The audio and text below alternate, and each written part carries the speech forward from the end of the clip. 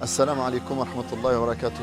Toutes les actions du fils d'Adam alourdissent la balance au jour de la résurrection. Mais le prophète nous a indiqué que certaines d'entre elles avaient plus de conséquences sur l'alourdissement de la balance. J'aimerais en citer 5 d'entre elles, Inch'Allah.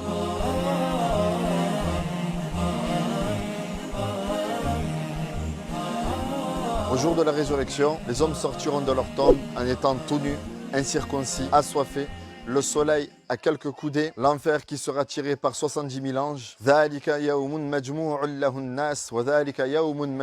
C'est un jour où les gens seront rassemblés, comme Allah Azza wa Jal le dit dans le Coran. Et ce jour-là, Allah Azza wa Jal établira les balances afin de faire prévaloir sa justice, afin que personne ne soit lésé. Allah Azza wa Jal nous dit dans le Coran: وَنَضَعُ الْمَوَازِينَ الْقِسْطَ لِيَوْمِ الْقِيَامَةِ فَلَا تُظْلَمُ نَفْسٌ شَيْئًا وَإِنْ كَانَ مِثْقَالَ حَبَّةٍ مِنْ خَرْدَلٍ أَتَيْنَا بِهَا وَكَفَى بِنَا حَاسِبِينَ. Il nous dit également dans le Coran: فمن ثقلت موازينه فأولئك هم المفلحون ومن خفت موازينه فأولئك الذين خسروا أنفسهم في جهنم هم خالدون. Donc celui qui aura la balance remplie de bonnes actions sera parmi les heureux. Allah subhanahu wa ta'ala nous dit dans une sourate que vous connaissez: فأما من ثقلت موازينه فهو في عيشة راضية. Celui dont la balance sera lourde jouira d'une bonne vie.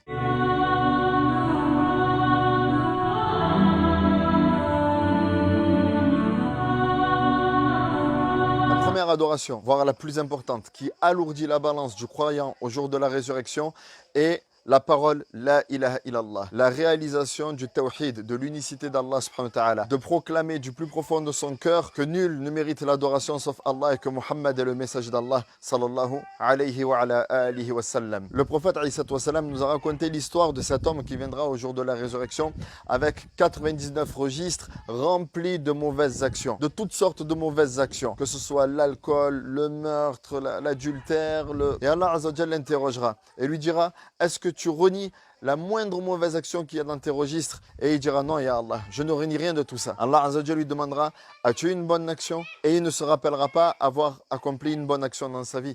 Et Allah Azza wa Jalla lui dira: inna laka indana hasana, tu as une bonne action auprès de nous. Et il dira: quelle est cette action, ya Allah? Tu as dit un jour dans ta vie: ashhadu an la ilaha illallah wa ashhadu anna Muhammad rasulullah. Et il dira: ya Allah, une bonne action, que vaut cette action-là avec 99 registres remplis de mauvaises actions?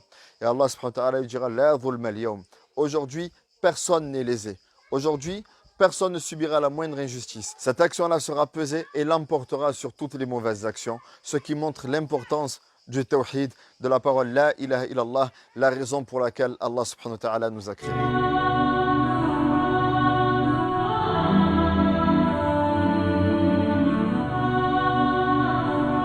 La deuxième bonne action, qui n'est pas des moindres, c'est le bon comportement. Le fait d'adopter un bon comportement, s'adresser aux gens avec de bonnes paroles, avoir le visage radieux, être au service de son prochain, s'abstenir de faire du mal à quelqu'un, maintenir les liens de parenté. Tout ceci est considéré comme faisant partie du bon comportement. Le prophète nous dit: Ma min amalin athqalu fil mizan min husnil khuluq. Il n'y a pas d'acte plus lourd dans la balance que le bon comportement. Et le bon comportement ne se limite pas dans les relations avec le musulman. Elles vont au-delà. Même avec le non-musulman, Allah subhanahu wa ta'ala nous dit dans le Coran: وَلَا تُجَادِلُوا أَهْلَ الْكِتَابِ إِلَّا بِالَّتِي هِيَ أَحْسَنُ إِلَّا الَّذِينَ ظَلَمُوا مِنْهُمْ.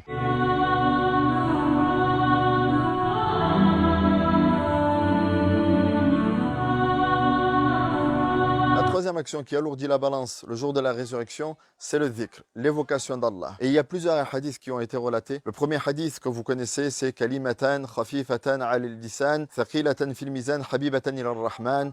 Donc deux paroles légères dans la langue, lourdes dans la balance et très aimées du tout miséricordieux. Subhanallahi wa bihamdih, subhanallahi al-azim. Ces deux paroles-là qui pèsent lourd dans la balance du croyant. Également la parole alhamdulillah. Le prophète nous dit: alhamdulillah.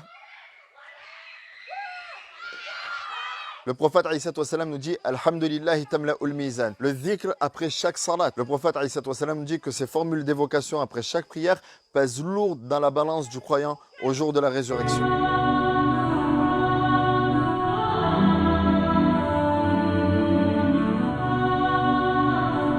Quatrièmement, la perte d'un enfant pieux. Lorsqu'on perd un enfant et qu'on se soumet à la volonté d'Allah subhanahu wa ta'ala et qu'on fait preuve de patience, cette patience-là pèsent lourd dans la balance du croyant au jour de la résurrection. Le prophète a dit Ma athqalahun, que ces actes sont lourds dans la balance du croyant. Il en a cité 5. Subhanallah, Alhamdulillah, La ilaha illallah, Allahu Akbar. Ensuite, il nous dit Al-waladu salih yutawaffa fayahtasibuhu walidah. Les parents qui font preuve de patience à la suite de la perte d'un enfant pieux.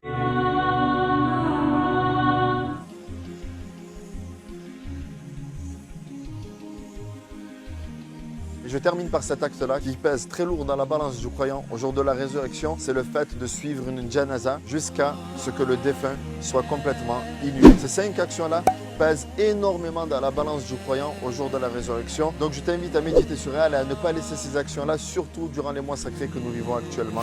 Dans cette vidéo, Inch'Allah, nous allons voir quelques points. Le mérite du mois de Muharram, le mérite du jeûne pendant le mois de Muharram, le jeûne de Ashura et que faire si Ashura tombe un samedi.